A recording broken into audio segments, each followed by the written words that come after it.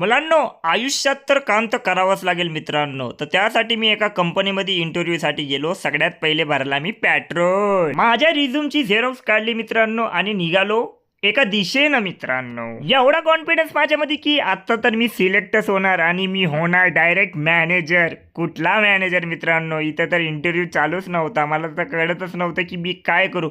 कंपनीच्या बाहेर आलो मित्रांनो. मग दुसऱ्या कंपनीच्या दिशेने निघालो मित्रांनो. मला कळत नव्हतं की मला जॉब भेटणार की नाही मित्रांनो. म्हणून मग मला एक कंपनी सापडली तिकडं आणि त्या कंपनीच्या अंदर गेलो. पार्किंगला लावली स्कूटी, फॉर्म वगैरे मस्त सबमिट केला आणि कॅबिन मध्ये गेलो इंटरव्ह्यूला. आणि मॅडमनं काय इंग्लिश चालू केली मला कळत नव्हतं. डोक्याच्या वरी गेली होती माझी.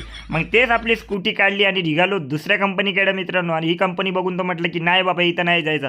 आता कळत नव्हतं की भेटणार की नाही आपल्याला जॉब म्हणून. मग मी स्वतःला म्हटलं की मी करू शकतो. मनामध्ये ही म्युझिक वाजायची, मोटिवेशनल व्हायचं की मी करू शकतो, मला भेटणार जॉब. मग दुसऱ्या दिशेने निघालो मित्रांनो. आणि ह्या मोठमोठ्या कंपन्या बघून असं वाटायचं की काय आपल्या अवकादीच्या बाहेर कंपन्या आहे यार मित्रांनो. काय कळत नव्हतं. मग काय तिकडून सरळ निघालो डीमार्टला मित्रांनो. त्यात रिझ्यूम टाकला मी डीमार्ट मध्ये पण आणि चिप्स वगैरे घेतले आणि निघालो आपल्या घराच्या दिशेने मित्रांनो.